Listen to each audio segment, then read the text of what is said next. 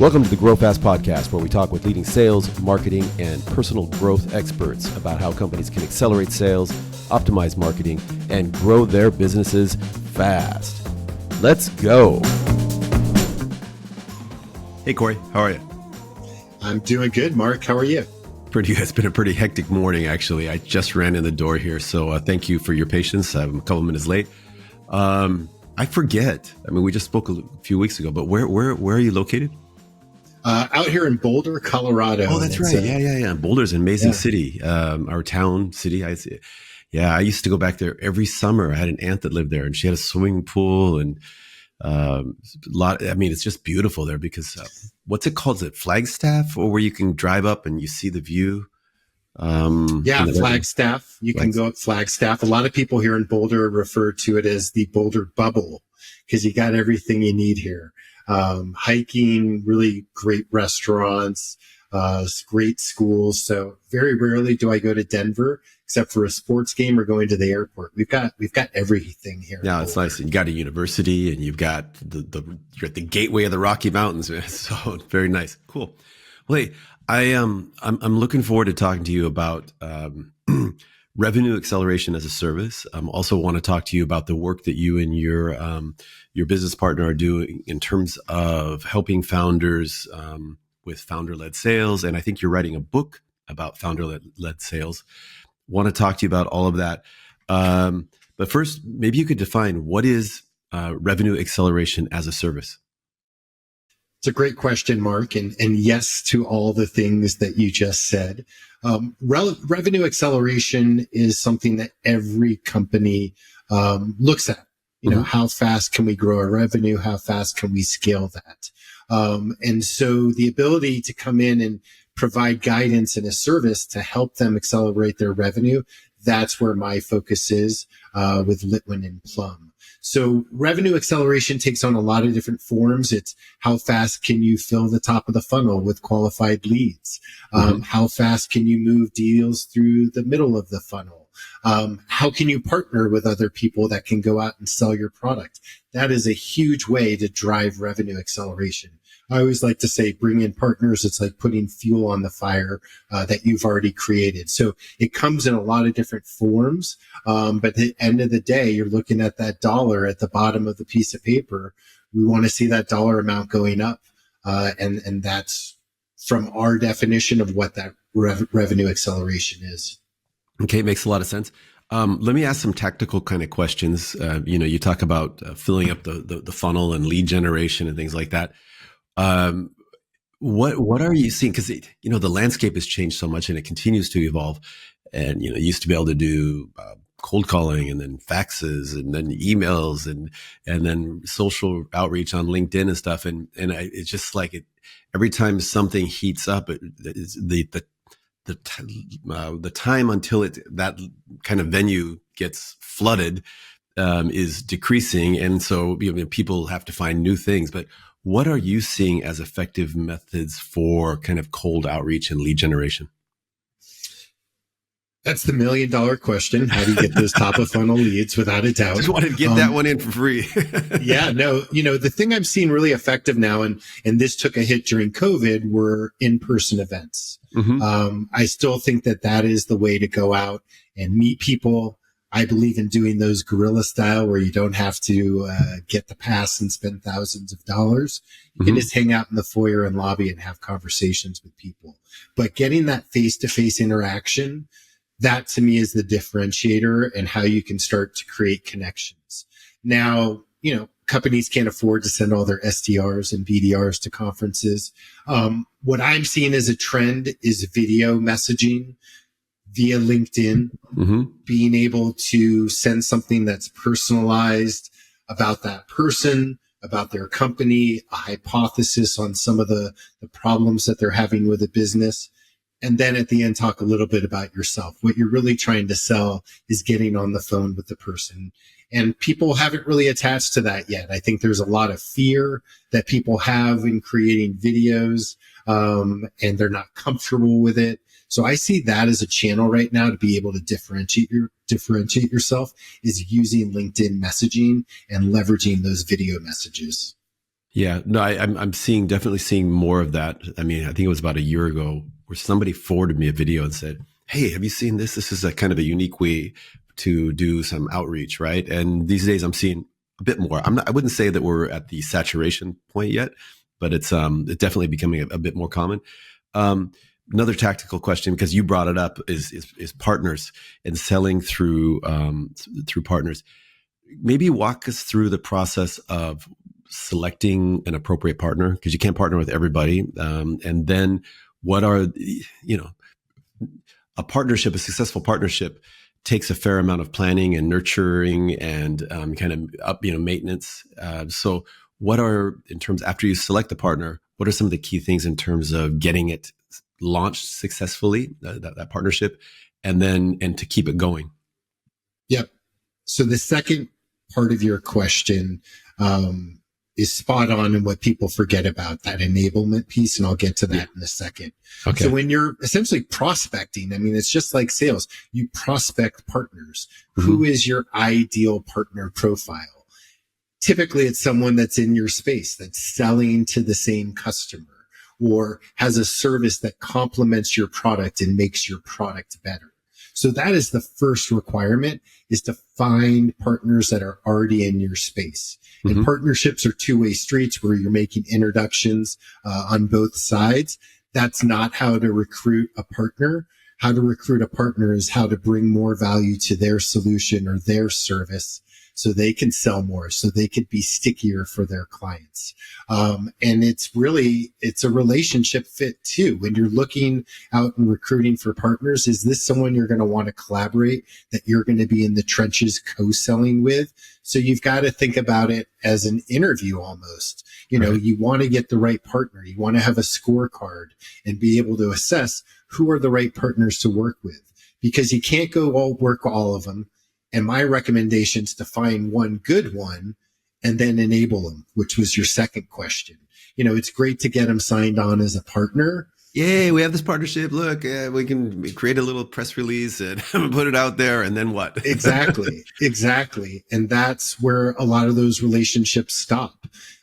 It takes nurturing on both sides. You know, there's got to be skin on the game from both sides. So there needs to be regular communication. Whether it's a weekly one-on-one or a monthly one-on-one, there needs to be that regular cadence. So both partners are staying top of mind.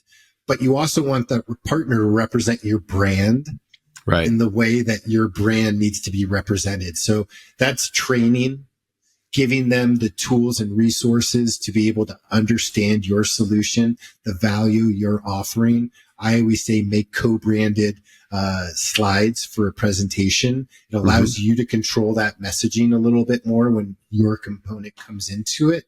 But those are sometimes disastrous, where you bring in a partner, they know nothing about your software solution. They're supposed to come in and implement it. And there's a total disconnect. And then the client that bought your software, you know, isn't happy with the solution. Chances are they're going to churn. And this person keeps implementing your customers, and they're all set up for failure. They're all set up to churn. So it's a really important decision to make, of getting that right partner. Ask for references. And I'm telling you, it's just like a job interview when you're recruiting a partner. Mm-hmm. Yeah, I've worked with some really good quote unquote partner managers, and they would come in and kind of help jointly create some milestones, like, okay, we're going to do this event together, that event. Before that event, we need to create these materials. And sometimes they would even go so far to say, like, hey, can we mutually identify some prospects, both from your database and from our database, and then let's put some time limits in terms of how long it's going to be until we reach out to them. And sometimes people bristle a little bit because they feel it's a little bit too much structure. But when you're first getting started, I kind of feel like it's probably better than just saying, hey, we signed the partnership, and then kind of being a little bit too lax. I don't know if you have any experience with that. Yeah, I think the sharing of prospects and client lists to see where there's some cross-pollination is the best exercise, because both parties need to put skin in the game, like I had mentioned before. And I think that that is an opportunity to see how well this is going to work. It also allows you to enable that partner, kind of, let's call it the honeymoon period. Right. But looking back at my career, I haven't seen a lot of success in that approach, because it requires nurturing. It requires a lot of communication, and some people just aren't wired that way. Wired to understand that that partner is helping them, they're co-selling with them, they're a resource. And I think that there's that disconnect between the salesperson more than the partner in those situations. That makes sense. So let's go on to founder-led sales now. I mean, you and your business partner are writing a book on founder-led sales. So first off, tell us a little bit what is founder-led sales? What does that mean? And then why do you want to write a book about it? Founder-led sales. That's definitely near and dear to my heart. And so companies, when they first start out, typically can't afford a salesperson, and the person responsible for going and selling is the founder. What I've found in a lot of conversations, especially in the tech space, is those founders are not comfortable being salespeople. Maybe it was a traumatic episode as a kid going to the rental car lot and seeing that used car salesman, and that's the image that comes to mind. But it's such a critical part, and it never stops founder-led sales. Even, the biggest founders of the largest companies are still involved in the sales process, just not as involved as they were early on. But it's a struggle for most founders that don't have a sales background to understand, like, how do you qualify someone? How do you discover their pain point? How do you prove that you can, solve their pain point? Those are things that founders miss out. And there's founder-led sales of generational companies, manufacturing companies, where the first generation was a founder-led sales mentality. They were out hustling grit. The second generation of owners don't have that same hustle. They don't understand that component of founder-led sales. And it's a skill. It's a profession. You need to work on it. And that's something that I see a lot of people lacking, which is why we're writing a book about founder-led sales. My business partner, Shannon Plum, and I. We want it to be the book that founders go to read, what do I do in this inflection point or situation? Because Shannon and I, we've seen that movie thousands of times, and we know typically how that movie plays out at the end. So we're taking our experience, we're saying, here's what you need to do right now, and here's what good looks like. Like, we really want to make it the handbook that founders keep in their back pocket. And lots of companies are founder-led sales throughout the life. Great example is CPAs, accountants. They are very number driven. They don't understand sales. They understand how to deliver the value, but not how to present it. And that's another example where people struggle in those professions, but they're responsible for selling. And it's the founder. You're not going to see an accounting agency, unless it's a really big one, hire a salesperson. It's on the founder of the company to sell. No, my experience is totally in alignment with what you described. I've seen a lot of technical founders, one, either just think that the product or the service, the platform is going to sell itself. They're like, this is amazing. And they're just, so geeked out about it. And they do make these, really cool tools, platforms, etc. But they're missing the piece that you can build it. Doesn't mean they're going to come to and buy it. So you need to figure out what's your go-to-market strategy. The other kind of scenario I've seen oftentimes is like, oh, we'll just hire a sales guy or person. And it almost like treating salespeople as like a commodity where you can just order one off the shelf and they'll show up and then they'll sell your product. And it's, you got to find the right person and you got to make sure they have the right experience. And then you got to make sure you have the right strategy, blah, blah, blah. But why don't you kind of go back and let's say, some of those areas that you talked about, if you're trying to convince a founder or trying to help them sell, what would be, let's look at it this way. What would be some of the chapters in the book that you're going to write? The first chapter is definitely around, your approach to work every day? Because most people are transitioning from being in another role to being a founder. Mm-hmm. And that's a struggle for a lot of people, especially folks with a technical background. So how do you transition the way that you approach your job every day, with a large part of that being on how you're selling your products, how you're generating revenue, how you're generating clients? Because it's a different way to think. So giving them some practical tips of, having early interviews with people with the idea of not selling them, but simply getting feedback from them. Like that is a practical tip to give someone that's early on, giving them confidence, starting to get their voice. And who knows, one of those might turn into a lead. And so that's an example of, you're changing the way you're doing things. You're just talking to people and having conversations. I think a lot of people don't have that ability just to have a conversation with someone. And that's also a big change. And so how do you do that? Is you practice. Well, I totally agree with you. It's funny because as a founder, you're selling to a couple different audiences. One, you have your customer base or prospects, right? But you also have potentially investors that you have to quote unquote sell to, right? And it's a different conversation. And I recently went to Tech Week Seattle to talk to potential investors. We're not actively seeking funding, but I wanted to prepare myself to have those conversations. And it was exactly what you were talking about, where I was talking to investors or potential investors, and the first couple of conversations were a little bit awkward because I hadn't had them live before, even though I kind of practice on my own.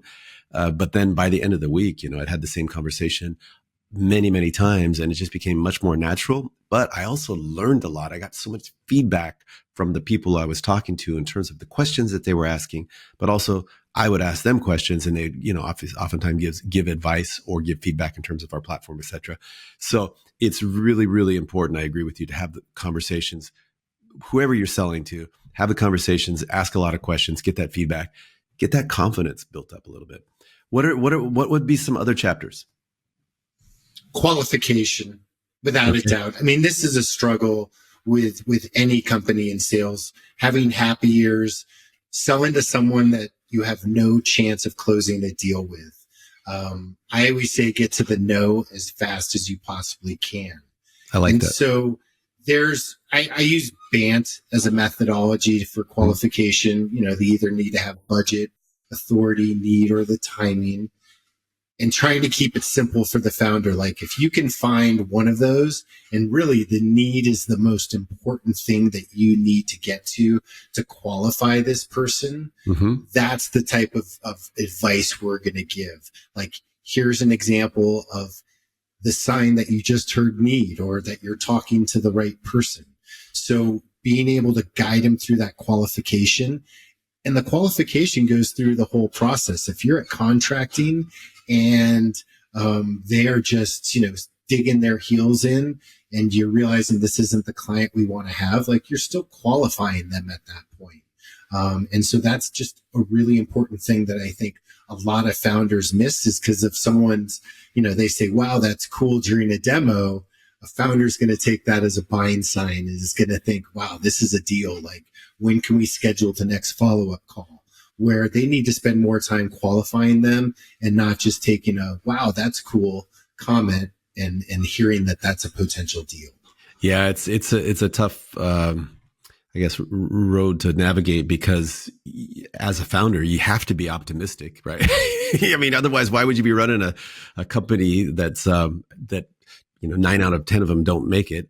But you're optimistic, and you kind of hear, sometimes you hear what you want to hear. And then there you could be, I've done a lot of work in Japan, for example. And, it's so easy to hear that they say, oh, this is very interesting, which doesn't mean really anything other than the fact that they're trying to be polite and say that, hey, this is interesting, but it doesn't mean that they are going to buy for sure. But I've been in so many meetings where like, oh, they're into this. This is like, no, we'll see. So it is really important to qualify. Can you give some examples? Because sometimes people feel it's awkward to ask quote unquote qualification questions. So can you give some examples of questions that you might ask related to, let's just go down the band, the budget authority, need, and what timing, something like that? Timing. Yeah. Mm-hmm. So maybe you can give a couple examples of either questions or strategies you could use to kind of work your way through that. Sure. The budget one's hard. They might tell you something. Can you really afford this? It's a hard one. And I do have a theory that buyers are liars. So that's a hard one to get and have validated.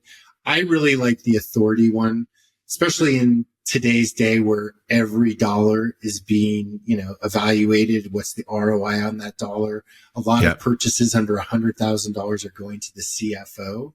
So a question I like to ask about authority is like, talk to me about your approval and decision-making process. Like, how does that look? Who's involved? And you start to map that out and just having that early conversation, because typically you're going to need to get 2 levels above the person you're talking to in an enterprise B2B, complex sale. And that's a great way to do is just start mapping out the approval process on the first call. I'm a huge fan of mutual action plans, of where you and the client are collaborating on that document. And within it, you're mapping out the org and you're just asking questions of, well, who does that person report to? Do they own budget? Who's able to sign the order? Those are the type of questions that you want to know who's got that authority.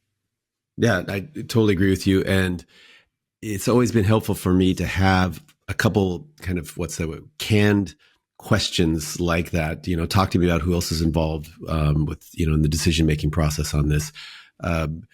Because if you go in and try to shoot from the hip and make something up, and especially if you're a little bit reserved, it's going to you might feel that it sounds awkward. You might be reluctant to do it. I've been in situations where a experience. It was actually a technical person trying to do the sales qualification process. And then they just blurted out, "Are you the decision maker?" And I was like, there's probably a better way we can ask that, like who else is involved in the decision making process? Can you tell us what the process is? Something like that. But his intents were all right. But it was just, his intentions were all right, I should say. It just came out kind of awkward. So it's good. It's important to practice that before. And then need, how do you navigate that? Is it just asking questions, or is it are they really describing their situation in a way that makes sense to you? To find the need, you need to be a therapist and just get them talking. Mm-hmm. And you're going to have multi decision makers too. This is maybe just your first conversation of many. I believe in just saying, how does this affect revenue? I mean, you always want to go back to revenue, and that's kind of one of my canned questions. That's what's going to drive a purchase if this helps our revenue.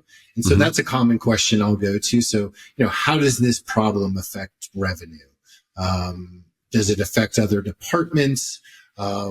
And just starting to understand that need. If that need is just for that one person in the organization to make their job easier, that's not a need for the solution. And so one question I also will say is, if you guys don't do anything and you remain with the status quo, what's going to happen? What effect is that going to have on your revenue and bottom line if you don't do anything? Because most companies don't do anything. They stay with the status quo. Yeah, I totally agree with you. And I do like that question. How do you balance, let's say it's an initial discussion, maybe it's a 1-hour meeting. How do you balance your need to qualify across those different areas, versus just building rapport and also talking a little bit about your product and service? No one's going to buy from someone they don't like. Okay. There's a lot of sales methodologies that say relationships don't matter anymore. I disagree.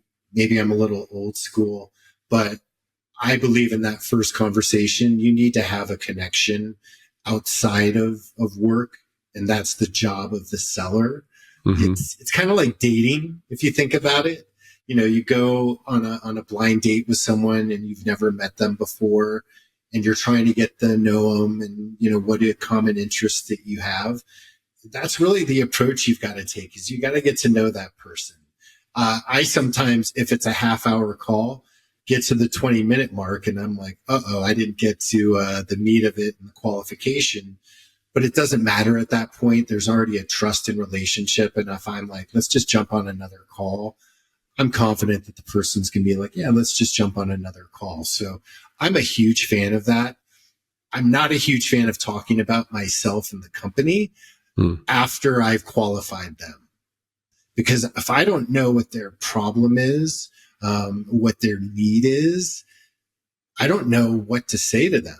Like, I don't know how I'm going to help solve your problem. So I don't know how to position the company or solution yet.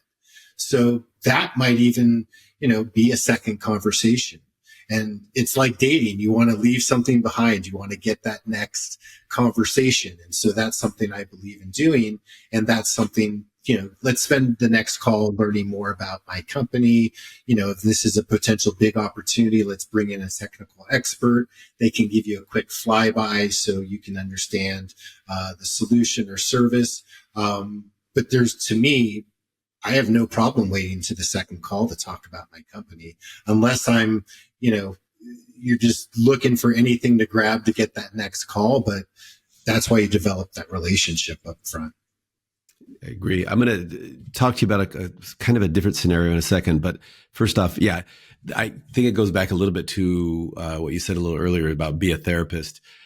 Find out what's troubling them, what their challenges are. People really do like to talk, especially if you can ask smart questions about that, or say, oh, that's interesting. We're seeing this over here. And you share information that's relevant and maybe helpful. But you definitely want to demonstrate empathy and some subject matter expertise. So by asking those smart, kind of relevant questions. A different scenario might be, though, where somebody has signed up for a demo. Okay. And now I'm the founder, or it's my co-founder, and we've got to give the demo. And now you've told me I got to qualify, but you also told me I got to be a therapist and don't talk about my company, but I got to talk about the company because I'm going to give you the demo. Talk to me about, because these days people sign up for a demo and it's literally the first call sometimes is 30 minutes. I like to do a little bit longer call because try to make it conversational, things like that. But tell me, how do you navigate that scenario? Been there a lot of times for sure. Don't ever promote a demo on your website. I guess that's my first piece of advice.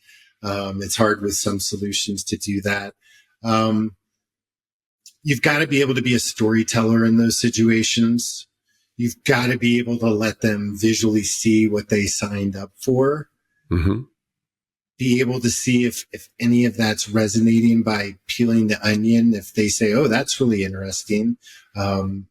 Pause, like stop what you're doing, have a conversation. You don't have to go click to click to click. If there's a moment, I like to call them bind signs, stop, start to peel the onion. Like, is this something that keeps you up at night? Like gauge, like how important is this to them? And so the ability to do that in 30 minutes, you need to have a tight demo that needs to be predictable and the clicks need to be exact. You can't have a founder going off and clicking throughout the platform. It's got to be very efficient and tight. But it's an art form, like we were talking about before. You've got to practice that. But as you're going through the demo, you do the discovery, being able to pause and ask questions. This approach to solving the problem, is this unique for you? Do you think there would be value in having this approach within your company? Those type of questions get people talking, and then they forget about the demo a lot of times. It becomes a conversation, but you can't go in there just thinking, I'm going to show a deck. I'm going to just, show them solution and say, hey, do you want another call? Like, that's show up and throw up. Yeah. No, I totally agree with you. And I think one thing that I see a lot, because I take a lot of demos, I'm always looking at different sales enablement tools and anything that can help kind of optimize our business. And it's also, I just like to understand where the market's going. So I'll, watch a demo one or two a week sometimes. And more often than not, they'll spend the first 20 minutes of a half-hour call qualifying me. which I find irritating because I signed up for a demo. I didn't sign up for a qualification process, and I'm okay to answer a few questions. That's fine. I mean, that's just normal business. I give you something, you give me something back. But I had actually to vent a little bit. I had a situation last week where somebody said their website said sign up for a free trial, so I signed up for free trial, and then I had a call with somebody who spent 15 minutes qualifying me, and she said, I got to tell you, we don't actually do free trials. What we do is we do an extended demo.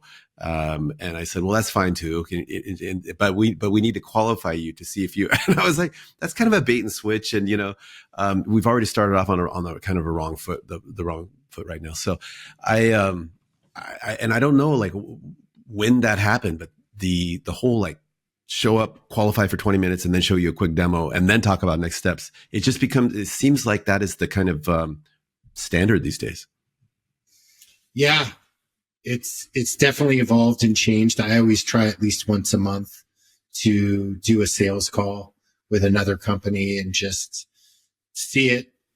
Everyone does things differently. And when I've been doing it lately, I just shake my head when I get off and just so disappointed. There's no next step. There's really no understanding of what my true problem is. It's just like, here's the cost, which one fits best for you.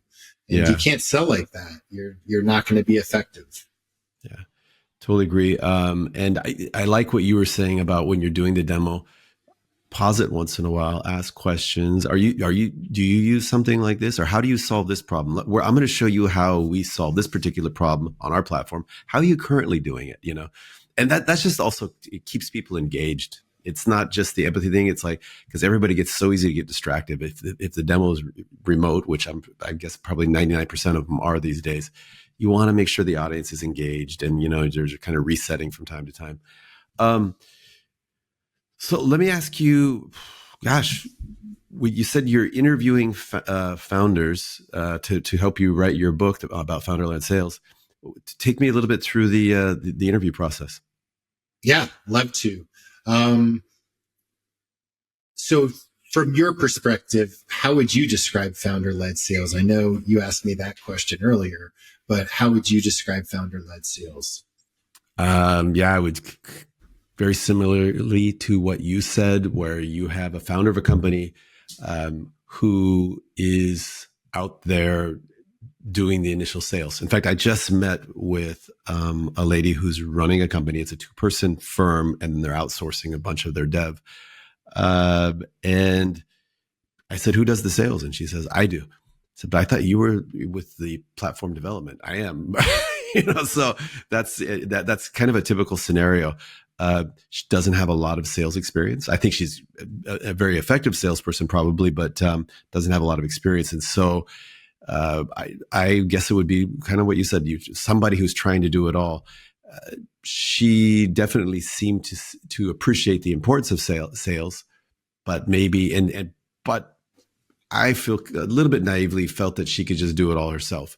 And maybe it's not naivete, maybe it's just lack of budget at this point, but kind of what you said.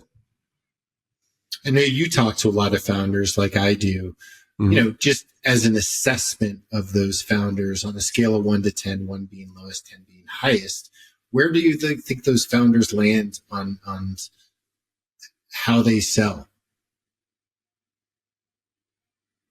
I would say most of them are relatively low down on the scorecard. And because something that we touched on before, one, I don't think they appreciate the importance of sales. When I say sales, I'm talking about, obviously they want the numbers, but I'm talking about the process of selling. They think that the platform is going to sell itself somehow magically. And the big thing is they lack a defined process. They haven't done it, and they don't understand. Like you were talking about, is there's the qualification, there's the relationship building. There's also what is the next step? What's the follow up? Because you can't just have a meeting, walk out, and go, oh, it was a great meeting. What's next? I always ask, like when I'm coaching teams, After I said, before we go into a meeting, I said, what are we going to get out of this meeting? Do we want to be the next step? So we can kind of guide things in that direction. And then when we walked out of there, or when we walk out of there, what lessons learned and what's the next step? And we don't have to get exactly what we wanted, but we have to get something out of there. We have to know what the next step is, right? And I think that a lot of founders get super excited, but lack that kind of follow through and process. Now, that's just a blanket statement. Obviously, there's some amazing founders or amazing salespeople among the founder community. It's just you asked in general. So, yeah, definitely see the desire not to lean in, of being a weakness as well, of being curious, and that should be the personality of a founder. If you're not curious about the sales side, are you curious about the finances? And so I think it's across the board. And I agree, there's a lot of amazing founders out there that understand they don't know everything. Like, bring an advisor in. I advise some companies, like, that is a very helpful tool for an early stage founder. Good stuff. So we're going to publish this book. Like I said, it's going to be the handbook for founder-led sales. They're at an inflection point. Like, is this the right time to hire my first salesperson? That is a common question we get asked. What is something that you think would be really valuable for a founder to read in our book? Aside from the things that we already touched on? Yeah. I think, knowing when to hire your first salesperson, whether it's an SDR or some people say, oh, when do you hire your first CRO? And I think that really comes back to your skill set. So if you have some sales and marketing experience, maybe you don't need to go with the CRO. Maybe you need somebody who's going to do lead generation and demos for you.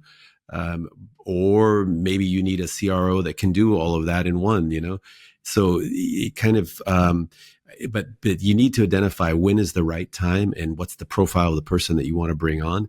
And you need to understand how, depending on what your market is and your ICP, what type of salesperson are you going to hire and bring onto your organization? And I think a lot of people don't know that because they're just like, well, as I said earlier, these salespeople are all interchangeable and we'll just hire one, just a commoditized person that goes into a chair. And, which maybe you could say something like, for salespeople, maybe we think that's how we look at developers or coders. It's like, well, that guy can do code. Why can't this person do code? I would argue that those roles are, probably more interchangeable than a salesperson, because for sales, man, I mean, you're talking about the human brain. It's the most complex thing in the known universe, right? And that human brain has to go out and interact with other human brains, right? So you want to get, and so what I guess my point is, there's a huge amount of variation in terms of personalities and skill sets, aptitudes, and you want to get the right person for your specific situation. So if you could write a chapter on that and kind of distill all that, know-how down into one chapter, I think it'd be incredibly helpful. I don't know. Does that make sense? No, it does. I like the comparison of the developers, because I think that resonates. And a lot of times Shannon and I find ourselves trying to talk in that language of project managers, developers. We've even created a go-to-market strategy that's designed for them, involving A/B testing. Mm-hmm. So I think it's really, important for them just to know when to ask for help. And I think that is kind of a theme of what you just said, and trust. And that's part of being, a founder. Bringing in good people around you and knowing when you don't know something. Absolutely. Talk to me a little bit about this A/B test that you're putting together or that you've used. Walk me through that process. Yeah. I mean, go-to-market strategy. So for example, your ideal customer profile, it's the foundation for everything you're doing. You've got to nail down your ICP. If you do marketing without ICP, you're just wasting money. So the approach of testing that, of having, an ICP, two ICPs, testing them against each other, Obviously, revenue generated is going to be one of those big measurements. But like, what type of tracking and conversations? Okay, so you would track, you do A/B testing. Okay, I'm talking to this type of customer profile, this type of, and then just kind of analyzing the feedback from the conversation. What about in terms of any kind of outbound marketing? Would you look at like AdWord responses or anything like that, or A lot of the that's more on the companies we marketing work side? with, yeah, aren't as mature for that piece. I mean, another one I think is just branding and leveraging, what is our catchphrase? Like, what's our elevator pitch? Having Hmm. two different elevator pitch and testing those. I'm always encouraging, like, get a group of friends together and practice your demo pitch or your investor pitch with them. And so I think that that's just a key component of it as well. Totally agree. Talk a little bit about how Litwin and Plum, how you guys engage with your prospective customers and customers. Yeah. So we work with B2B specifically. Shannon and I have a background in SaaS, but we've got clients in a variety of industries. And what we're finding is that SaaS best practices apply to every other B2B industry. They just Mhm. haven't adopted them. So we take the approach of all of those best practices that we have from our 50 years experience in tech and SaaS.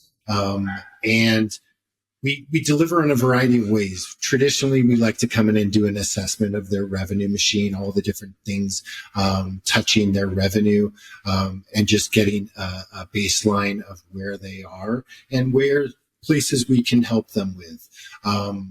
Sometimes we'll identify specifically, you guys need to have an ICP. Like, before anything else, before anything you do with anything else, whether you do it with us or not, you've got to do the ICP. So we'll come in, work with them, do customer interviews, do competitive analysis, and deliver that as a project. So we can come in and solve specific problems that founders have. We also serve as a fractional CRO, and we do that on a number of days per week. And so we serve as a chief revenue officer, and we'll run forecasting calls for people. We'll help them hire their first salesperson or their first VP of sales, put in their sales strategy. So there's a variety of ways that we engage with our clients. And, they're startup, scale up size, post revenue, or they've got to have done some impressive fundraising for them to get value from us. But we see the same problem over and over. I've said, we've seen the movie thousands of times. We typically know how it ends, so let's not get to the ending that we know how it is. Mhm. And just take this approach of really coaching them, helping them, giving them practical advice and tactical tips. One customer, and a lot of salespeople out there do this, so I think this is a good tip to everyone. Don't ever send a proposal over email. Get on a call, walk the person through the proposal so you can see their eyes when you show Mm. them the number. It's Yeah, and like I think poker. it's great advice. I love that because it's so funny because I've had that conversation before of just, no, we're not going to send it to them. We're going to take it to them. And back in the day, pre-COVID, we're going to meet with them and walk them through this. And they're like, oh, we'll just send it over. No. But I'm sorry, I cut you off. Go ahead. Yeah, no, I mean, even to the extent of, like, they just send me a DocuSign. And, that's like the ultimate, like, are you kidding me? You think I'm going to click sign on this thing? And so, it's just these things that we don't think about. They're reflexes for Shannon and I. Mm. And just a lot of people don't know them. And that's really what we want to be able to do with our practice, with our book. That's our mission statement in general. We want to be able to help as many people as possible. And when Shannon and I were in corporate America, like, we were helping our company, we were helping a few clients, but there's so much knowledge that we have to share. And for us, we don't really think about it. And, these are little gems we like to throw out. And that's how we engage with people. Like, in the moment, like, here's something you can do. Here's something you can try. I like it. How do you guys scale your business though? So first off, we're taking a different approach than a lot of other fractional CROs or fractional CMOs or CFOs where there's two of us. What you traditionally see is one practice or one practitioner. So we have already scaled compared to other firms in our competition. We want to work with clients that we know we give value and the ones that we want to work with. We want to make this thing big and grow it and potentially bring in other partners in the future. But for right now, we're just focused on delivering quality work, getting most of our clients through word of mouth. And that's what's going to breed that growth that we want to have. So it comes down to just strong delivery, and being able to leverage relationships with our clients and their network. Do you set some type of success criteria? Do you establish that at the beginning of an engagement and then say, make it some kind of time bound deliverable, like between now and this next quarter, we'll do this. And then 6 months from now, we'll do this. And if we achieve these, we'll consider that a success. Or how do you do that? Yeah, just being on the same page with those priorities when the engagement kicks off. Our typical engagement is probably 6 to 9 months. We're not there forever with our clients. A large part of what we do is that succession planning, and bringing in people to take over the processes that we've built. I definitely see a need for revenue acceleration as a service in the founder-led community, because founders are so busy, and my experience as a founder is I get pulled in so many different directions, and it's hard because I think that for anybody to be effective in their role, they need to focus on one or two key things.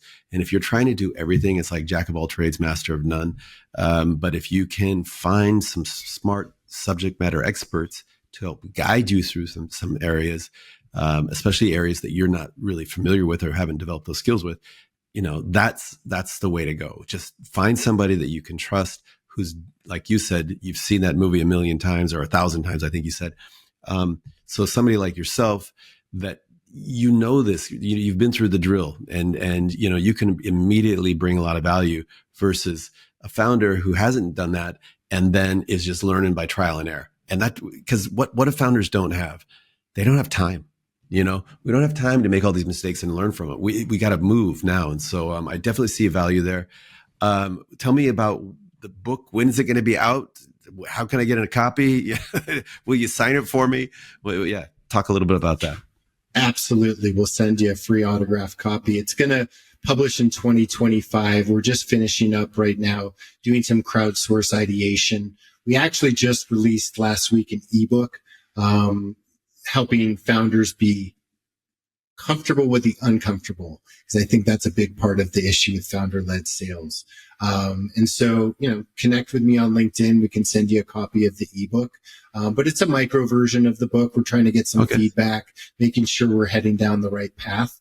But excited, one of my goals turning 50 last year was to publish a book. So partnering with Shannon has been a great experience, and can't wait to have that in my hands. It's really exciting. Awesome. You get a sense of accomplishment. I published a book on sales, and people said, "Why'd you do that? You don't make any money from books." I said, well, it helped me.